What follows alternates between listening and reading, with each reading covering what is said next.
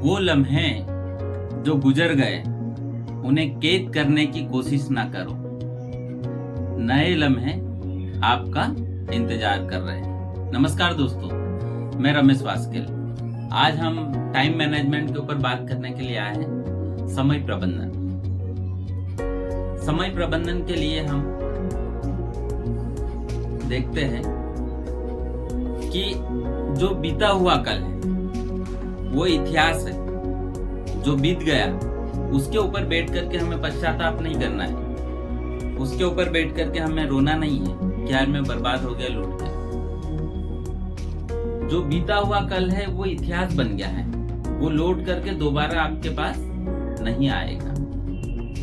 और आज अगर आप आपके अतीत को लेकर के आज 1 घंटा बैठ करके अगर आप डिस्कस कर रहे हैं तो आप ये मान के चलिए कि आज आप आपका वर्तमान भी खराब कर रहे हैं। तो दोस्तों, जो बीता हुआ कल है वो इतिहास है, उसे भूल जाओ। उसे याद करके कोई फायदा नहीं होने वाला। आने वाला कल एक रहस्य है।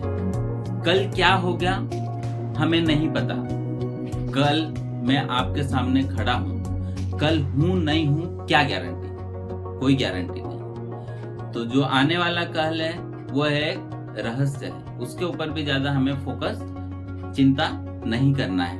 प्लानिंग जरूर रखना है। आगे की प्लानिंग हमें निरंतर बना करके रखना है। आज हमें मिला है ये एक गॉड गिफ्ट है जिसे हम वर्तमान कहते हैं। हम सुबह उठते हैं, भगवान का धन्यवाद करते हैं कि आज हम सही सलामत हैं। आपने देखा होगा, कई न्यूज आपने सुनी होगी कि वो रात को सोया, सुबह उठा ही नहीं, सीधा उठ गया, है ना दोस्तों?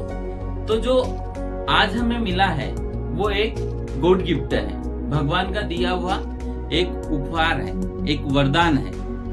तो इसे हम अच्छे से एंजॉय करें। आपने देखा होगा दोस्तों, साल में हमारा कोई विशेष दिन होता है, कोई हमारा जन्मदिन हुआ या फिर जो भी विशेष दिन, उसे हम बिल्कुल शानदार तरीके से उसको एंजॉय करने की कोशिश करते हैं और कोशिश करते हैं कि आज का दिन मेरा साल का यादगार दिन बन जाए। और वास्तव में दोस्तों, आप यकीन मानिए, आप उसे साल का यादगार दिन बना लेते हैं। जो भी अपने इष्ट देवता होते हैं उनकी पूजा अर्चना करके सुबह से शाम तक बिल्कुल प्लानिंग के साथ हम काम करते हैं और बढ़िया तरीके से हम उसको एंजॉय करते हैं और उसको हम साल का यादगार दिन बना लेते हैं। तो दोस्तों, साल में एक ही दिन क्यों, जब हमें पता ही नहीं है कि कल क्या होने वाला है, तो साल का हर दिन हमारा जन्मदिन क्यों नहीं हो सकता?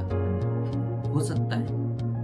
साल में एक दिन हम जिस प्रकार से जी रहे हैं, साल का अगर हर दिन 365 दिन हम उसी प्रकार से जिए तो दोस्तों सोचिए लाइफ कितनी खूबसूरत होगी, कितनी शानदार लाइफ होगी। हम कहां से कहां पहुंच सकते हैं।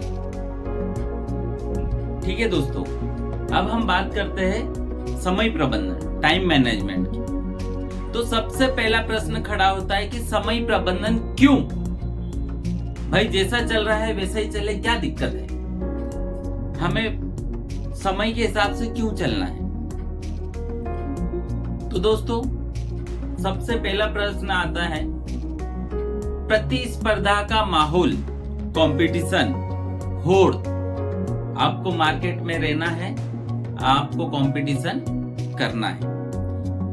दोस्तों, अफ्रीका के जंगलों में जब सुबह एक हिरण जागता है तो वो ये जानता है कि अगर मुझे शाम तक जिंदा रहना है तो सबसे तेजी से भाग रहे चीते से भी ज्यादा तेजी से भागना होगा।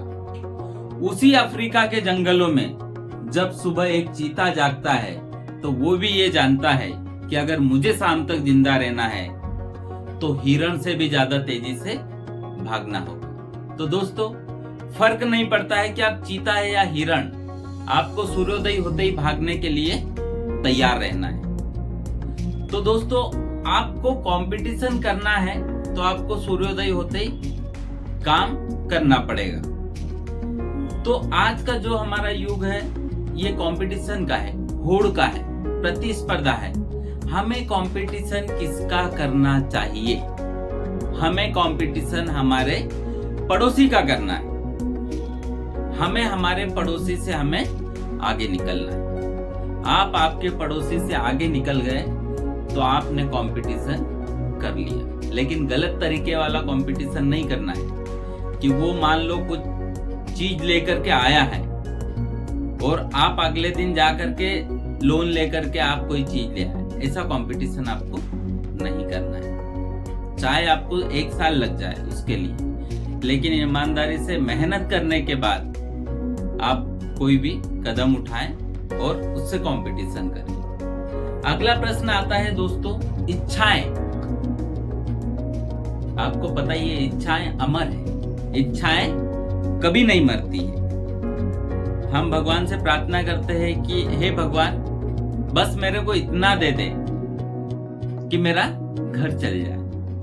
जब भगवान हमें उतना मिल जाता है तो हम संतुष्ट नहीं होते हैं। फिर हम भगवान से बोलते हैं कि हे भगवान, थोड़ा सा और दे दे।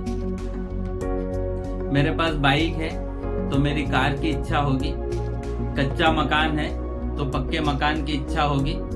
और इच्छाएं कभी नहीं मरती है, इच्छाएं अमर है। तो इच्छाओं की पूर्ति अगर आपको करना है तो दोस्तों आपको करना होगा काम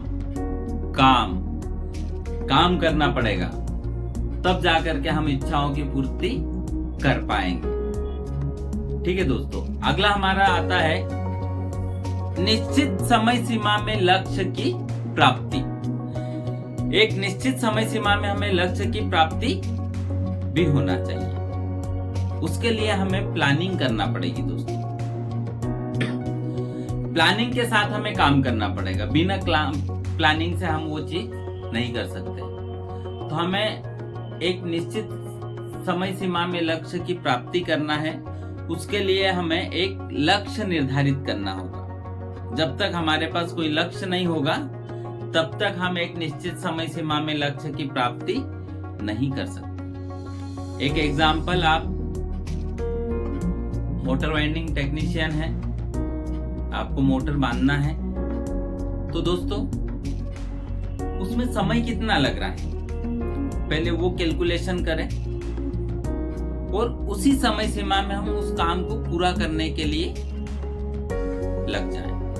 दोस्तों हमारा जो माइंड है, जो मस्तिष्क है, मैं पहले वीडियो में भी आपको बताया हूं कि आप जैसा सोचते हैं वैसा ही वो काम करना स्टार्ट कर देता है।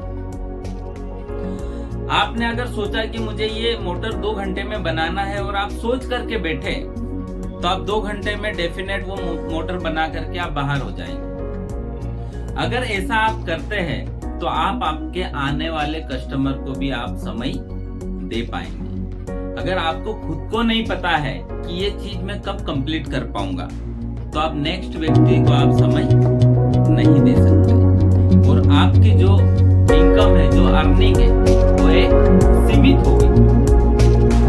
आप सपने बड़े देख रहे हैं लेकिन अगर आप प्लानिंग नहीं कर रहे हैं तो दोस्तों आप कहीं ना कहीं पिछड़ रहे हैं। तो आपको आगे बढ़ना है तो एक निश्चित समय सीमा में लक्ष्य की प्राप्ति करते आना चाहिए।